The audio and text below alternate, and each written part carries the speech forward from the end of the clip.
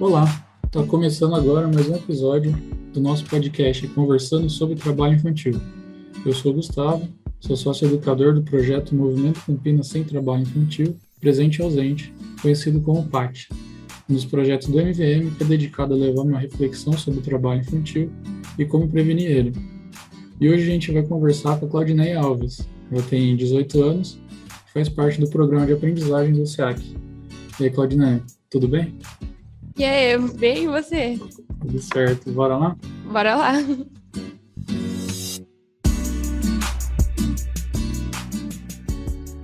Bem, antes da gente começar, é bom a gente falar um pouco do que é aprendizagem, né?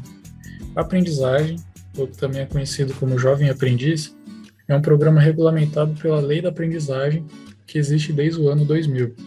Nessa lei, fica determinado que toda empresa média ou grande deve ter seu quadro de funcionários composto por no mínimo 5 e no máximo 15% de aprendizes, que são jovens entre 14 e 24 anos. Como que funciona essa aprendizagem? Bom, de forma geral, o jovem que quer ser aprendiz, ele tem que ser contratado por uma empresa que coloca ele em um programa de aprendizagem. Em alguns casos, o jovem tem contato direto com a empresa, mas em outros pode ser que ele tenha contato com a instituição que faz a aprendizagem e essa instituição fale com a empresa para ela fazer a contratação. E aí, a partir do contrato, o jovem passa a ter atividade de trabalho e atividades teóricas de formação, né, a aprendizagem.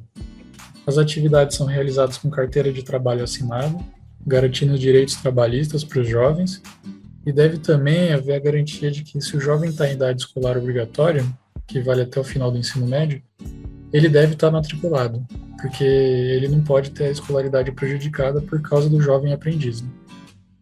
Hoje, a nossa conversa vai ser com desses jovens que estão fazendo aprendizagem no Educandário Eurípides, uma instituição do Centro Espírita Allan Kardec, o SEAC. Bom, agora, né, a gente fez uma explicação básica, então se alguém quiser uma explicação mais profunda, né, ter alguma noção maior, pode procurar a Lei da Aprendizagem ou acessar o nosso site, patcampinas.com.br, que tem uma seção sobre aprendizagem lá. Mas já que a gente colocou um contexto aqui, a gente pode ir para a conversa já.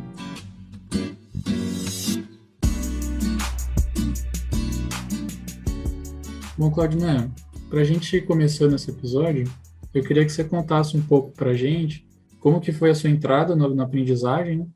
E se antes disso você já tinha pensado em trabalhar em alguma situação desprotegida, né? Um trabalho informal, por exemplo. Como é que foi? Na verdade, quando eu comecei, eu já comecei num trabalho desprotegido, que eu moro em zona rural e sempre tinha uma pessoa que falava, ei, vem aqui plantar umas mudas de alface, ou fazer caixinha para levar legume para o Ceasa. Aí ele falava, te dou 10 contos, te dou 15 contos, e eu ali na base dos meus 12, 13 anos, querendo ter meu dinheiro, ser mais autônoma, ia. Daí já começou meio errado a minha introdução no mundo do trabalho. Mas, inicialmente, com o projeto do SEAC, eu entrei em 2020, foi 2021 ou 20, por aí, que eu entrei no projeto Trampolim, que é um projeto de preparação para o mundo do trabalho, que aí me guiou para o Jovem Aprendiz, foi quando eu realmente comecei a trabalhar tudo dentro da lei, recebendo tudo certinho. E você falou que começou a trabalhar com 12 anos, mais ou menos? Foi que eu comecei a fazer bico em roça mesmo. Pessoas mais velhas, normalmente pessoas que trabalhavam em Ceasa, pediu para mim fazer coisas que normalmente eles não queriam fazer, que era etiquetar legume, encher a cambuquinha com legume, ou até a parte do plantio, que era realmente no sol, que era bem difícil, mas para criança de 12 anos está fazendo. E o que você achava na época? Você lembra da sensação que tinha? Ah, na época era meio que eles faziam uma competição, que não era só eu em específico, ia eu, meu irmão, outras pessoas que moravam ali na região. As crianças faziam daquilo uma brincadeira, a gente ficava disputando, tipo, eu vou plantar mais que você. Então, para mim era uma brincadeira que eu ganhava uns trocados. Eu não tinha essa percepção que alguém estava usando da minha mão de obra como criança de forma barata para fazer um trabalho que provavelmente outro funcionário cobraria mais caro para fazer. E aí você entrou nesse projeto Trampolim, E isso. e como que você chegou, assim, né, nessa ideia de preparação para o trabalho? Na verdade, não foi nem eu que cheguei. Minha madrinha tem um filho dela e ele queria começar a trabalhar. Aí ela foi atrás por ele e encontrou o projeto. E como ela ia trazer ele, a gente mora perto, ela me recomendou, falou: "Você não quer? Aí eu trago você também." Aí eu falei: "Por que não?" Na época eu não estava fazendo nada na roça, estava só estudando e eu comecei a frequentar. E aí como que foi? De cara, eu já tomei um choque só por ter esse primeiro contato de entender o que, que era aquele trabalho que eu fazia com 12 anos, que até então eu não tinha essa visão mais crítica sobre. E depois, quando foi ensinando, eu realmente sentei na frente do computador, eu aprendi a trabalhar, fui mexendo com Word, fui vendo com outros adolescentes que passavam por situações iguais.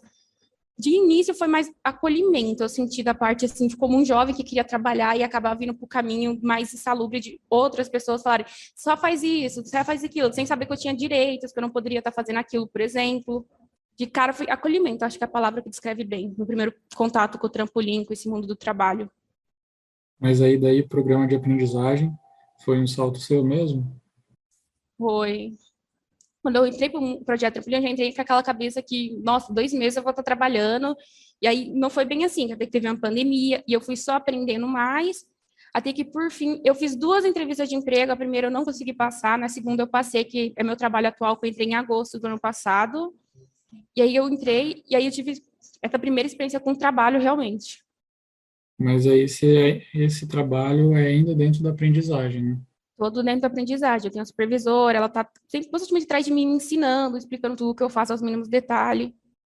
E o que que você acha que a experiência da aprendizagem, essa inserção no trabalho, significou para você? Cara, quando eu comecei a trabalhar, eu percebi que eu ainda tinha uma visão muito infantil do que era. Eu achava que, primeiro, eu considerava já aprendiz um trabalho sério, que eu só ia trabalhar. Eu desconsiderei a parte do aprendiz.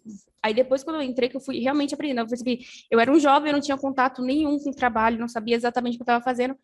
E aí que veio a parte do importante dos pedagogos, da supervisora, que elas realmente me ensinavam, eles estavam ali por mim. Eles foram me explicando que, ei, você é um jovem aprendiz, você não é realmente Eu estou trabalhando, mas eu estou trabalhando para mim aprender. Eu estou trabalhando para o meu aprendizagem. Aí foi, primeiro, esse contato foi de entender isso. E segundo, quando você é um jovem, na universidade que eu estou, que agora estou fazendo a fase do Enem, começar a faculdade, que você não entra de cara num trabalho onde, eles sempre exigem... Primeiro que não tem muita estrutura, infelizmente não é todo jovem que consegue ter acesso ao projeto. Você não vai querer um trabalho onde você não tem nada no currículo, você não sabe onde você está.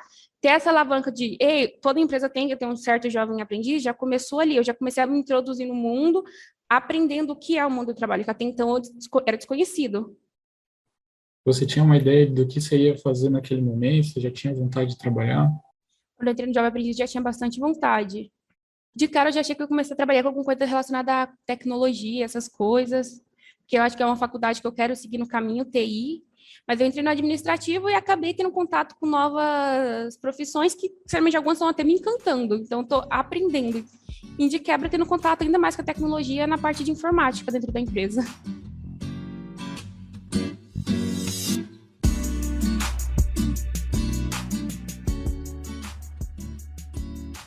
E, Claudinei, qual que é a importância que você acha que o jovem aprendiz tem para os jovens?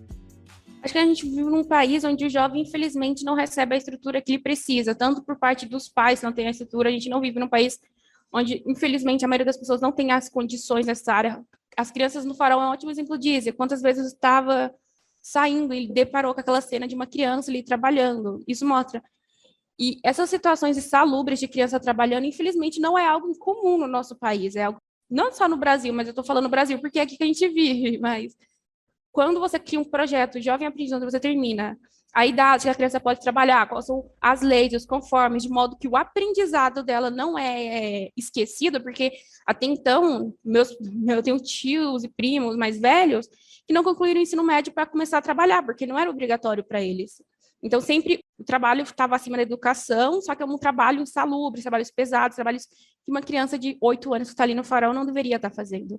E aí que entra a importância do jovem aprendiz, porque além, ele trabalha junto com o ECA, né, o Estatuto da Criança e Adolescente. E quando é um projeto de lei protege a criança e ao mesmo tempo permite que ela trabalhe de forma que ela aprenda, você está garantindo um futuro para esses jovens que estão no país, que muitos deles ainda estão no escuro. Eu mesmo, quando entrei no Jovem Aprendiz, eu percebi que eu não sabia. Eu achei que era só um projeto que pegava crianças e voltava para trabalhar. Eu não sabia toda essa questão mais legislativa, que eu tinha direitos, que eu tinha como trabalhar, que eu podia aprender trabalhando. Isso não era uma coisa que estava no conhecimento da Claudinha de 12 anos, estava ali colhendo tomate na roça, ela não sabia disso.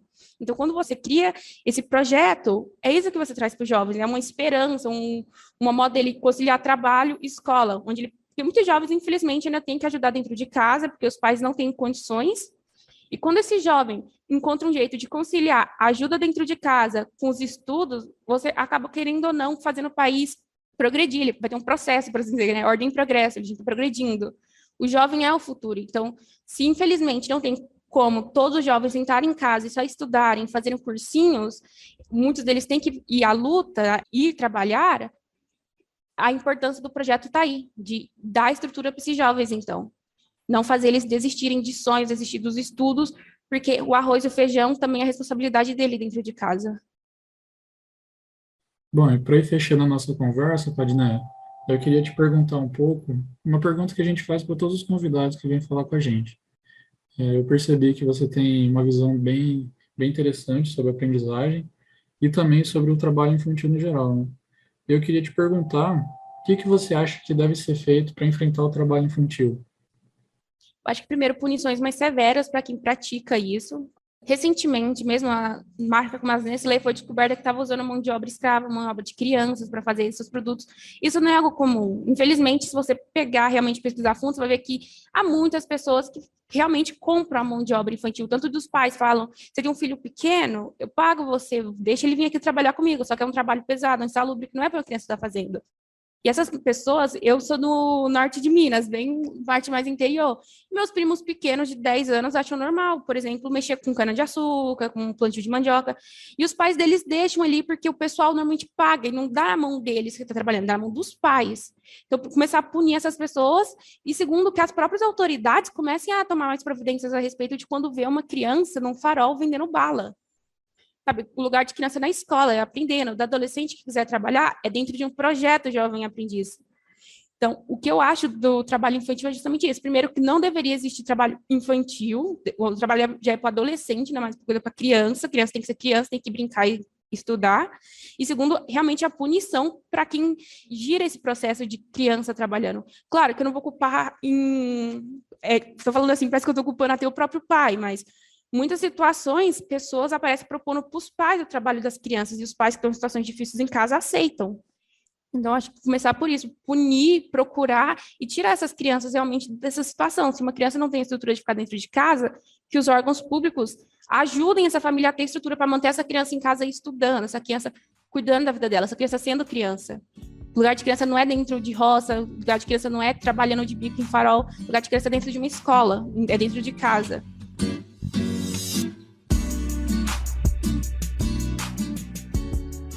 Bom, então, assim a gente vai encerrando nossa conversa com a Claudineia. Conversa muito interessante, muito legal saber dos teus apontamentos aí, Claudineia. Então, muito obrigado por vir falar com a gente. Nada, gente. Prazer foi meu de estar aqui conversando com vocês.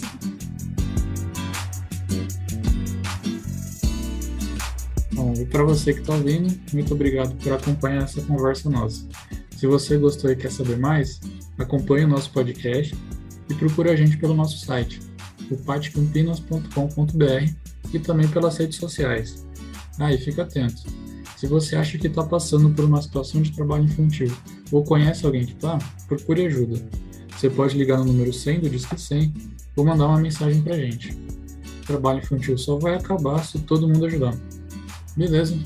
Então até a próxima.